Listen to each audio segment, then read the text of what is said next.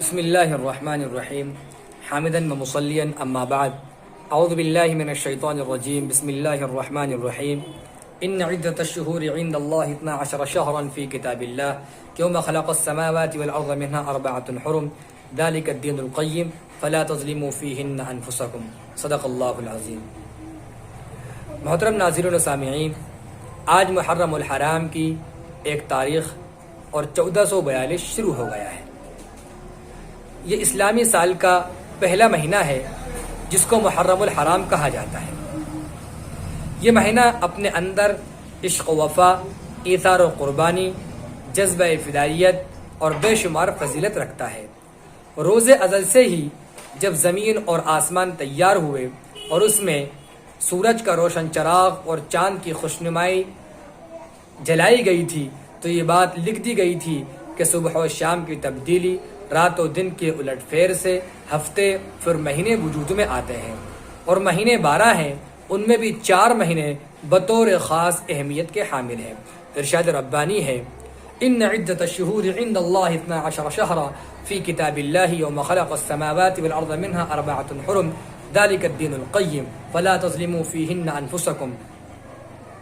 بے شک مہینوں کی گنتی اللہ تعالیٰ کے نزدیک 12 مہینے ہیں. اللہ تعالیٰ کی کتاب میں جب اللہ تعالیٰ نے زمینوں اور آسمانوں کو بنایا، ان میں سے 4 مہینوں میں تم اپنی جانوں پر ظلم نہ کرو. سب سے پہلے ہم محرم الحرام کی تعریف سمجھ لیتے ہیں کہ محرم کسے کہا جاتا ہے.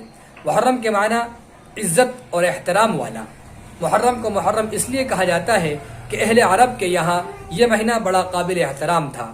اس کا احترام زمانہ جاہلیت کے تاریک ترین دور میں بھی باقی تھا. عرب کے دیہاتی گاؤں کے لوگ جو علم سے اور عقل سے کافی دور تھے، وہ بھی ان مہینوں کا خوب احترام کیا کرتے تھے.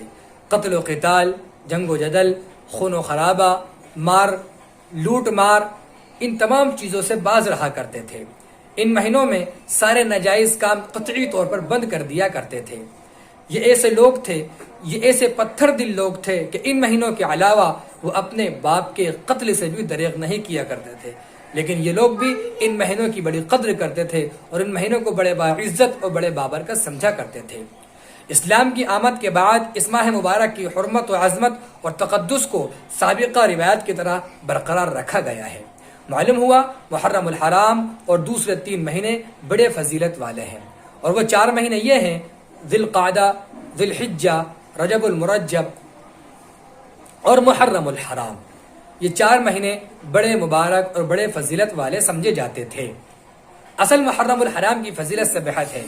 حضرت ابو ذر غفاری رضی اللہ عنہ فرماتے ہیں کہ میں نے نبی کریم صلی اللہ علیہ وسلم کی خدمت عالیہ میں عرض کیا کہ یا رسول اللہ، کون سی رات بہتر ہے اور مہینوں میں کون سا مہینہ بہتر ہے؟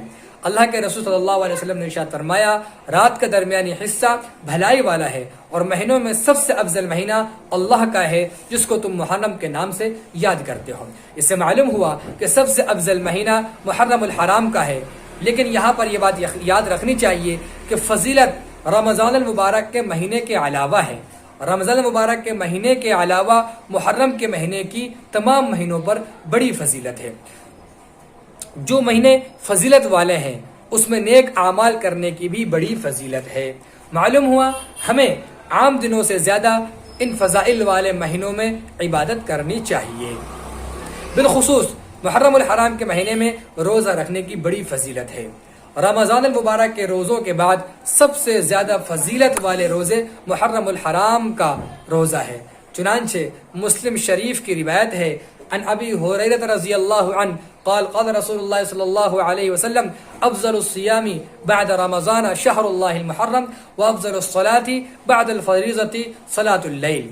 حضرت ابو ہریرہ رضی اللہ عنہ فرماتے ہیں کہ نبی کریم صلی اللہ علیہ وسلم نے ارشاد فرمایا کہ روزوں میں سب سے افضل روزہ رمضان المبارک کے بعد اور محرم الحرام کا روزہ ہے، اور فرض نماز کے بعد سب سے افضل نماز تہجد کی نماز ہے. اس روایت سے معلوم ہوا کہ محرم کے روزوں کی بڑی فضیلت ہے. اس مہینے کی فضیلت کی ایک اہم وجہ اس میں یوم عاشورہ ہے. یہی وہ دن ہے جس میں اہل ایمان کے لیے فتح و کامرانی نصیب ہوئی۔ جاء الحق وزهق الباطل کا نظارہ اللہ تعالیٰ کی طرف سے ایمان والوں پر ظاہر کیا گیا تھا۔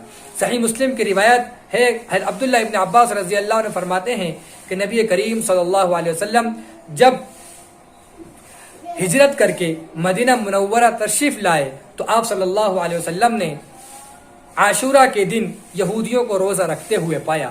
اللہ کے رسول صلی اللہ علیہ وسلم نے ان سے پوچھا کہ اس دن کی کیا خصوصیت ہے جس میں تم روزہ رکھتے ہو؟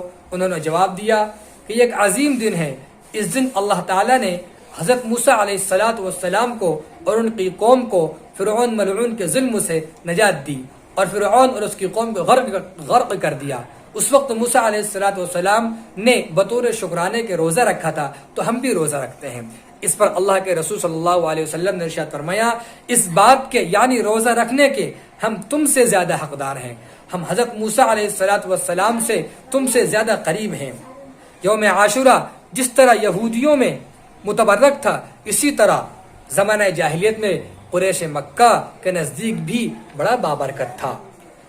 اسی دن خانہ کعبہ پر غلاف چڑھایا جاتا تھا اور قریش مکہ اس دن روزہ بھی رکھتے تھے۔ معلوم ہوا کہ ہم کو بھی فضیلت و برکت حاصل کرنے کے لیے اس دن روزہ رکھنا چاہیے اور اس دن خوب عبادت کرنا چاہیے۔